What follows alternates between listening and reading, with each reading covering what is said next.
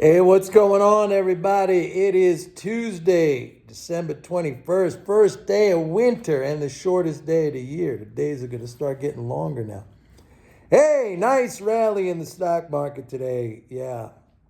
Listen, folks, like I've been saying, even if we get a slowdown in the fiscal flows, and I am seeing that right now, although the real test is going to come in January when we see, where this whole thing kind of comes out now without the child tax credit and with the increase in Social Security payments. And also, by the way, I forgot to mention in my last couple of videos, which something I completely forgot about, but I spoke about it back in November when it happened, was the infrastructure bill. That was a separate bill that was removed from the Build Back Better. And that was passed and that was signed by Biden. So that was a $1 trillion infrastructure rebuild. I think it's over a 10-year or 8-year or 10-year period. But that's important, and we need that because we're going to lose the child tax credit. So we have the increase in Social Security that's coming next year. We have the infrastructure that'll start to pick up. I would assume that's going to start picking up as more projects come on stream.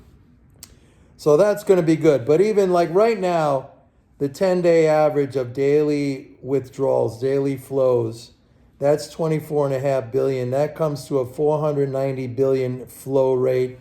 That monthly flow rate, that's a little bit below where I'd like to see it. Like I'd love to see it, in the 540, 550 billion range, even 520. But look, even 490, that's like 20% above where it was pre-pandemic. And pre-pandemic, that flow rate was enough to keep the economy going. Like if you look at the Trump years, we had some 3% prints on GDP. We had some 2%. So call it a 2% trend GDP growth rate. I mean, that's not bad for stocks. It'll definitely cool inflation pressures, especially once we get these supply issues straightened out. The only thing about inflation, which I've been telling you, is that the Fed, I think the Fed is definitely going to go ahead with rate hikes next year just because the Fed believes in its own mind that they need to do that for their credibility. They've been kind of convinced of this, that if they don't do it, that then it detracts from their credibility as a central bank, as an inflation fighter, right? But that's all bogus, and that's all backward. That whole thing is backward. So, like when they start raising rates next year, that's going to keep the inflation rate higher than it otherwise would have been without those rate hikes. But we should get an offset from the fact that the growth rate is going to slow down a little bit. So we'll see. I mean, look, it's the end of the year, Christmas this weekend, New Year's Eve the following. It's quiet. We just had the increase in the debt ceiling, so some of this slowdown in payments might be related to, we had to wait until Treasury did another auction to replenish, because I think the TGA, the Treasury's account at the Fed, got down to something like 42 billion. So it was hardly anything in there. So once that thing fills up again, plus tomorrow we get another Social Security payment, so that could boost up those daily, the 10-day average of those flows, which is a key thing that I look at.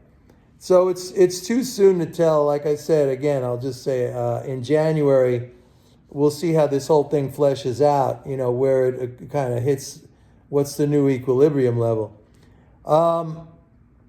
As far as the Build Back Better, kind of disappointing. I don't think we need that to sustain the stock market rally. Like I said, I think stocks are going to be fine with a 2% growth rate. We're not going to have this, straight up market like we used to have when we were getting stimulus after stimulus after stimulus. But that's good. I mean, that gives you buying opportunities. That gives you a chance to get in. So there's nothing wrong with that. I don't think there's anything wrong with that. I sent out an email today to my subscribers. There are certain sectors of the market, to me, and you're going to have to sign up to get this, but there's certain sectors of the market, to me, that really still present quite a bit of attractiveness in terms of undervaluation compared to the overall market. And I think those sectors are going to do really, really well. By the way, I did decide to go ahead with an individual subscription rate, not a right now the institutional subscription rate is $1,250 a month, but I will do an individual subscription rate at $395. So if you're interested in that, just send me an email, mnorman@pitbulleconomics.com, and I could get you started on that.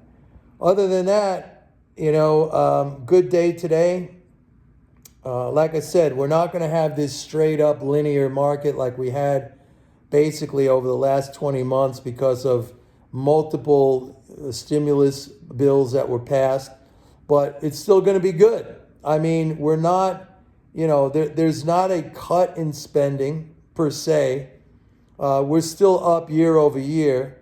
We're still looking at a deficit. The deficit's going to come in below last year. We're already down about 58 billion compared to last year. So, that's a little bit not a problem, I would say, but in the long term, you're going to see the savings, personal savings drop well down again. I mean, we had that great period there of the initial stimulus that jacked the savings rate up to not the savings rate, but personal savings, total personal savings up to 6 trillion. Then it came down again when tax collection started. Then it went back up again at the end of last year with the other stimulus. It went up way over 3 trillion. Now we're going to get back down to trend, what we are used to seeing, which is like, 6, 7, 800 billion, something like that, most likely. Savings are the stock of financial, what's left over after you pay your taxes. It's not the flow. The flow drives everything. The flow drives what's going to be left over at the end with the savings, basically.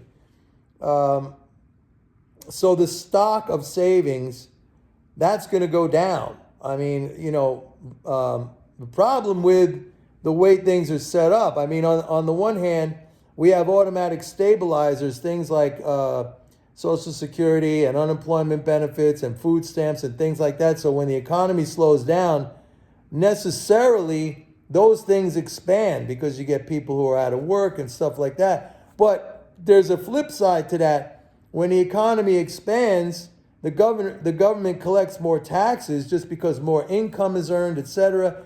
And it gets to a point where the growth in tax collection exceeds the growth in spending unless they add more spending or cut the taxes. So that's the reason why the deficit is shrinking right now, because spending growth is kind of slowing down, but the tax collection is still going up. So that's kind of like regressive right now. That's an automatic stabilizer. It's an automatic destabilizer. But again, it's not something imminent that poses an imminent threat. Right now, I would still say that conditions are good. They're benign. Of course, we have to worry about the virus. But so far, this the Omicron, Omicron virus, again, doesn't seem to have the lethality. I mean, people are getting it. They don't feel any symptoms. In the morning, they test negative. In the afternoon, they test positive. They don't even feel it. So that's the good news. Anyway, that's it for today. If you want to sign up, go to my website, pitbulleconomics.com, or send me an email at mnorman@pitbulleconomics.com. See everybody tomorrow. Bye.